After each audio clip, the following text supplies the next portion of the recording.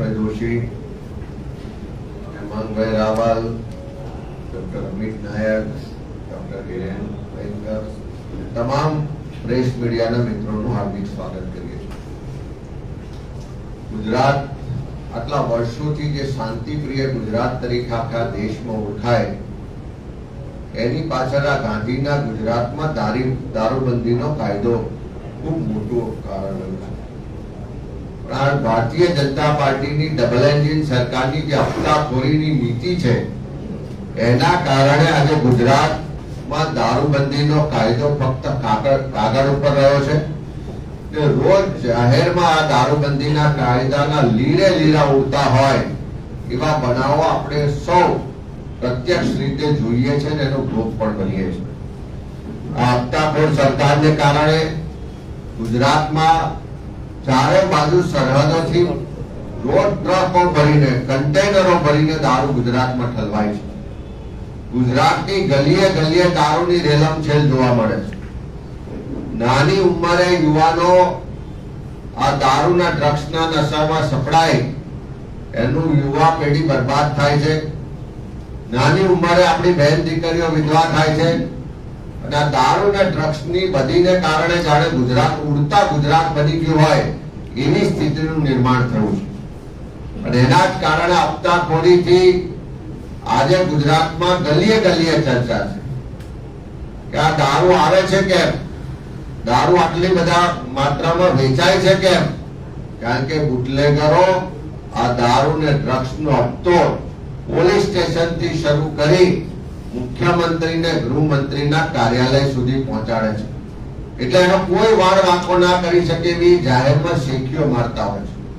અને આ હપ્તાખોર સરકારને કારણે દારૂ તો વેચાય છે, દારૂ તો પીવાય છે, પણ વારંવાર લઠ્ઠાકાંડ પણ થાય છે. અને સરકારની ગુનાહિત બેદરકારીને કારણે આ લઠ્ઠાકાંડથી અનેક લોકોના મોત થાય છે. એ હત્યાકાંડ માટે પણ આ હપ્તાખોર સરકાર જવાબદાર છે. આજે જે રીતે ભાવનગરનો દુઃખદ બનાવ બન્યો, એ આ કઈ પહેલો બનાવ નથી. પણ આ ભારતીય જનતા પાર્ટીના શાસનમાં જે રીતે હપ્તાખોરી દિવસે દિવસે વધતી જાય છે, એનાથી આવા બનાવો પણ દિવસે દિવસે વધતા જાય છે. આજે યાદ કરીએ 2009માં અમદાવાદમાં લઠ્ઠાકાંડ થયો, 140 કરતા વધારે લોકોના મોત થયા, 200 જેટલા લોકોની આંખોની રોશની જતી રહી. એના માટે જવાબદાર સરકાર આજ દિન સુધી કોઈ કાર્યવાહી નથી કરી. એ જ રીતે 2016માં સુરતમાં લઠ્ઠાકાંડ થયો, 16 થી વધુ લોકોના મોત થયા. 2022માં અમદાવાદ જિલ્લાના ગ્રામીણ વિસ્તાર અને બોટાદના વિસ્તારોમાં લઠ્ઠાકાંડ થયો અને 50 લોકોના મોત થયા. 2024માં ગાંધીનગર ના દહેગામમાં લઠ્ઠાકાંડ થયો અને 2 લોકોના મોત થયા, અનેક લોકો અસરગ્રસ્ત થયા. 2025માં પણ ખેડામાં નડિયાદ ખાતે લઠ્ઠાકાંડ થયો, 3 લોકોના મોત થયા અને અનેક લોકો એના અસરગ્રસ્ત થયા. આ વર્ષોથી આ પરંપરા ચાલે છે. અને એ પરંપરા પાછળનું એકમાત્ર કારણ હોય તો આ ભારતીય જનતા પાર્ટીની સરકારમાં જે સત્તાધીશો છે, એની હપ્તાખોરી ને પૈસા કમાવાની લાલસા છે.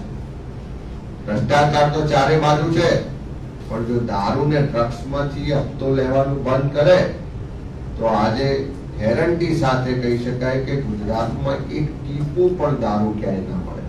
પણ હપ્તા લેવાની જે લાલસા છે આ સરકારથી છૂટતી નથી.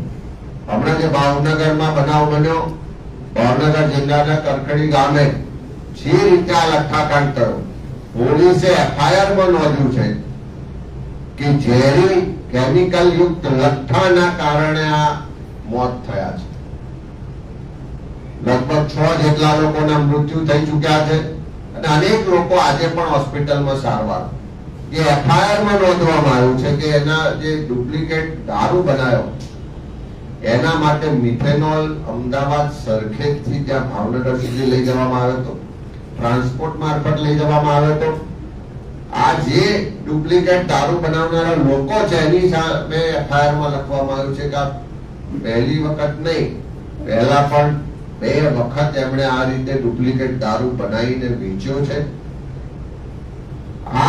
એફઆઈઆર માં જે વિગતો નોંધવામાં આવી એની આખી વિગતો જોઈએ તો આટલી પેટી દારૂ આ લાવ્યા હતા, આટલી પેટી દારૂ બનાવ્યો તો, મટીરિયલ અહીંયાથી લાવ્યું તો, અહીંયા સપ્લાય કર્યું તો, અહીંયા સ્ટોરેજ કર્યું તો, આ બધું બનાવ બન્યા પછી લોકોના મોત થયા પછી પોલીસને ખબર પડે છે, પણ પહેલા ખબર નથી પડતી.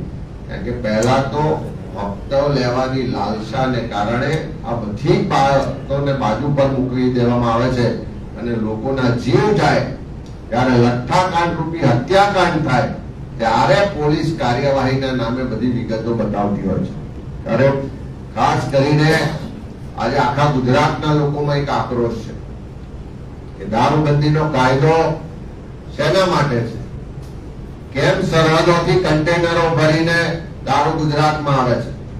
એના માટે કોણ જવાબદાર છે? કોઈ વિસ્તારમાં દારૂ વેચાય છે, કોઈ વિસ્તારમાં લટ્ટાકાંડ થાય છે, એના માટે ખાલી જે તે પોલીસ સ્ટેશનના અધિકારીઓ જવાબદાર છે? કેમ એસપી ની જવાબદારી નથી થતી? કેમ રેન્જ આઈજી ની જવાબદારી નથી થતી? કેમ ડીજીપી ની જવાબદારી નથી થતી? કેમ રાજ્યના ગૃહમંત્રી એના માટે માફી નથી માંગતા, રાજીનામું નથી આપતા? કેમ મુખ્યમંત્રી એના માટે દિલગીરી વ્યક્ત નથી કરતા કે અમારી સરકાર આ દારૂબંધીનો કાયદો અમલ લાવવામાં નિષ્ફળ રહી છે, એના કારણે હત્યાકાંડ થયો છે ને એના માટે અમે જવાબદાર છીએ, એવું બોલવાની હિંમત કેમ મુખ્યમંત્રી ગૃહમંત્રીમાં નથી થતી? રાખો જે ભાવનગરનો લઠ્ઠાકાંડ થયો છે એના માટે અમે માંગણી કરીએ છીએ કે આખા પ્રકરણની, આખા બનાવની હાઈકોર્ટના સિટિંગ જજની નેતૃત્વમાં એસઆઈટી બનાવીને તપાસ કરવામાં આવે. કારણ કે આ પહેલી વખતનો બનાવ નથી, વારંવાર આવા બનાવો બને છે, વારંવાર લોકોના જીવ જાય છે, અનેક પરિવારોના ઘર બરબાદ થઈ જાય છે. એવા સંજોગોમાં આના કાયમી નિવારણ માટે હાઈકોર્ટના સિટિંગ જજના નેતૃત્વમાં એસઆઈટી બનાવીને તપાસ કરવામાં આવે. સાથે સાથે મારે રાજ્યના ગૃહમંત્રીને પણ યાદ દેવડાવું છે કે ખેલ મંત્રીને એ તો યાદ છે ને કે ગૃહમંત્રી પણ છે. ક્યાંક ગરબા રમતા જોવા મળે, ક્યાંક રીલ્સ બનાવતા જોવા મળે, ક્યાંક બીજા દેશમાં રમતો માટે પ્રોત્સાહનની વાત કરતા જોવા મળે, પણ જે એમની બેઝિક જવાબદારી છે કે આ ગુજરાતની પ્રજાની સલામતીની, ગુજરાતમાં કાયદો વ્યવસ્થાની પરિસ્થિતિ જાળવવાની, ગુજરાતમાં દારૂબંધીના કાયદાનો અમલ કરાવવાની, આ રીતે લઠ્ઠાકાંડમાં લોકો મરે છે એની જવાબદારી સીધી રાજ્યના ગૃહમંત્રીની થાય છે. અને એટલે જ માંગણી કરીએ છીએ કે રાજ્યના ગૃહમંત્રી ગુજરાતની જનતા સમક્ષ આવે, એમની જવાબદારી સ્વીકારે અને થોડી પણ નૈતિકતા કે શરમ હોય તો રાજીનામું તાત્કાલિક આપે એવી માંગણી પણ કરીએ છીએ.